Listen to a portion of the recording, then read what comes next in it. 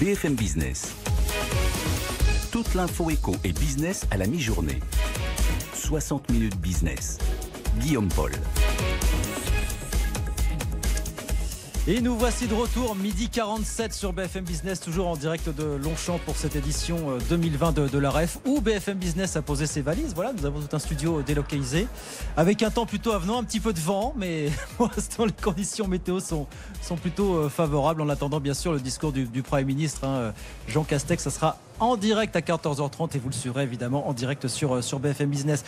Pour terminer cette édition de 60 minutes business, on avait envie de parler d'un petit peu d'autre chose que des grands groupes, de parler de l'industrie, parler de la French Tech aussi, qui elle aussi souffre un petit peu de la conjoncture actuelle.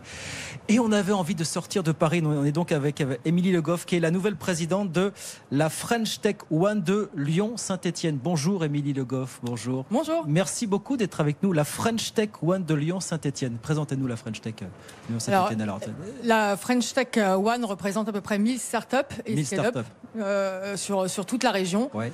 Donc c'est la deuxième plus grande région de la French Tech. Tout un écosystème de startups dans des domaines divers et variés. Voilà, il y a des particularités du côté Alors de à Lyon, on a une petite particularité qui est la santé quand même. C'est la santé, la pharmacie évidemment. Mais évidemment. Ça influence également la French Tech, mais sinon on a vraiment tous les secteurs d'activité.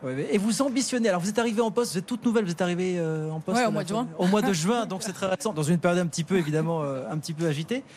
Vous avez déjà l'intention, je crois, c'est une ambition de créer un sommet européen de la tech entre Lyon et Saint-Etienne, c'est ça là? Exactement, l'idée c'est la French Tech, c'est quand même des bureaux partout en France mais aussi partout dans le monde, notamment en Europe, et l'idée c'est de les rassembler entre Lyon et Saint-Etienne pendant 2 jours l'année prochaine. Ah, dès l'an prochain, voilà. C'est l'objectif. Voilà. C'est signé, c'est officiel ou c'est encore en gestation ce projet? C'est quand même encore en gestation. Mais c'est l'objectif effectivement de dire.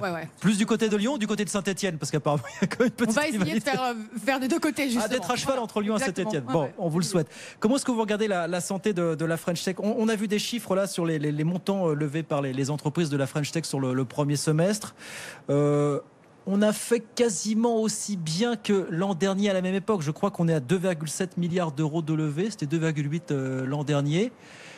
C'est quasiment la même chose, sauf qu'on est du côté du capital risque, on était habitué à une progression à 2 chiffres en fait d'une année à l'autre. Émilie Le Goff, comment est-ce que vous regardez ça, vous?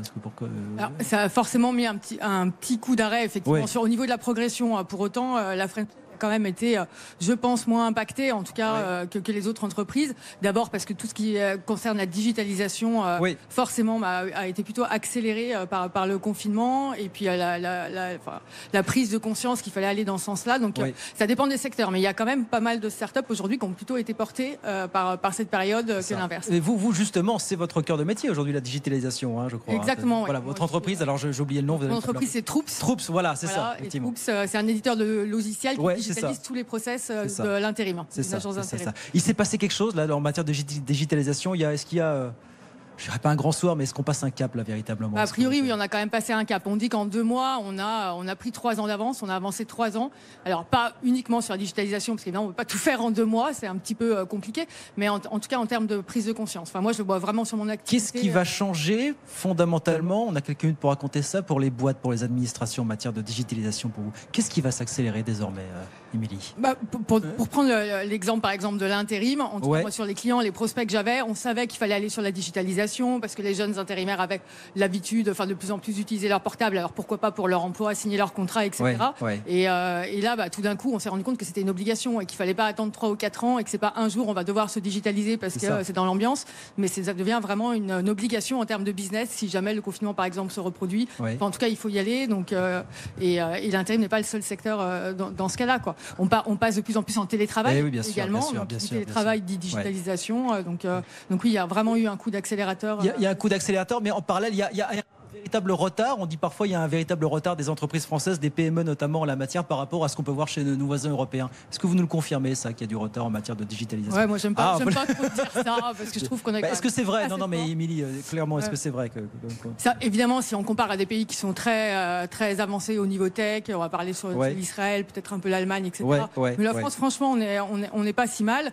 Et il faut évidemment que c'est toujours plus long. On a certaines entreprises qui sont quand même anciennes, donc c'est quand même un changement d'état d'esprit quand on passe passe à des outils 100% digitaux, à des façons de faire. C'est pas que automatiser des process, c'est vraiment changer tout le mode de fonctionnement. Donc oui, ça prend du temps, mais peut-être qu'on avait du retard, mais en tout cas, c'est le cas, on est en train de rater. Ça fait partie en tout cas de ce que certaines startups comme la vôtre, comme l'ensemble de la French Tech peut faire demain pour améliorer le quotidien des entreprises, des administrations. On voit beaucoup de choses qui sont entreprises par les startups en ce moment, la French Tech. On voit des hackathons un peu partout en France justement pour proposer de nouvelles choses. Voilà, c'est quelque chose qu'on va accélérer. En tout cas, moi aussi, ça fait partie du projet de la French Tech de travailler de plus en plus avec les grands groupes parce que je pense qu'effectivement, on a beaucoup de choses à faire. De plus en plus, les fondateurs de startups ont envie d'avancer tout ce qui est RSE dans les domaines de l'inclusion, la diversité, la green tech, etc. Donc en plus sur des thèmes au-delà de la technologie et de la digitalisation qui peuvent vraiment apporter aujourd'hui dans des nouveaux mouvements, en tout cas des nouveaux changements dans les groupes. Donc oui, il y a beaucoup à aller chercher dans les startups. Vous dites qu'il y a un fossé aujourd'hui entre le monde des startups, de la French Tech et le monde des startups et celui de l'économie classique, ce que vous appelez. Est-ce que vous dites là c'est un moment de basculement? C'est le moment où ces deux mondes-là, finalement, un peu par la force des choses, mais ensuite parce qu'il y aura des opportunités, ces deux mondes vont se rapprocher finalement. Ils sont en train de se rapprocher parce qu'effectivement, des startups avaient tendance à aller chercher des fonds. Voilà, on était très orientés sur la levée de fonds. Aujourd'hui, on se rend compte que c'est bien aussi de grossir, d'être rentable. Ça permet de sécuriser, de s'asseoir et de ce que fait aujourd'hui l'économie classique, qui ne va pas que lever des fonds en permanence. On ne va pas s'évaluer que sur la levée de fonds, mais aussi sur le business qui est généré et la rentabilité de l'entreprise. À l'inverse, les grands groupes se rendent compte que les startups, c'est pas que des petits jeunes qui jouent dans leur coin. Ils ont aussi des beaux business, des bonnes idées qu'il faut aller les chercher. Donc aujourd'hui, je pense que c'est très important et en tout cas, c'est ce qui est en train de se produire, qu'on fusionne un peu ces deux mondes. On a 30 secondes à peine. Bon, le discours du Premier ministre, qu'est-ce que vous attendez du discours du Premier ministre tout à l'heure, Émilie? Un mot, une expression, une idée, un concept que vous attendez de sa part, au-delà de l'élan d'optimisme qu'on attend tous de la part des pouvoirs publics. Coupé, parce que j'avais tendance à dire ça, mais en tout cas, qu'ils prennent aussi en considération effectivement la French Tech et les startups. On n'a pas forcément les mêmes attentes. Un peu laissé pour compte, vous diriez, jusqu'à présent des pouvoirs publics? Non, honnêtement, on a été jusqu'à maintenant bien accompagné, mais il faut qu'on soit aussi accompagné sur la longueur. Donc j'espère qu'on fera partie du lot. Il faut continuer de l'avant. Merci beaucoup, Émilie. Merci infiniment d'être venue nous voir. Émilie Le Goff, la présidente de la French Tech One de Lyon-Saint-Etienne. Rendez-vous l'an prochain si vous le tenez, ce grand rendez-vous. Voilà, on sera là pour vous accompagner sur BFM Business avec plaisir. Merci beaucoup, Émilie Le Goff, d'avoir été avec nous sur BFM Business.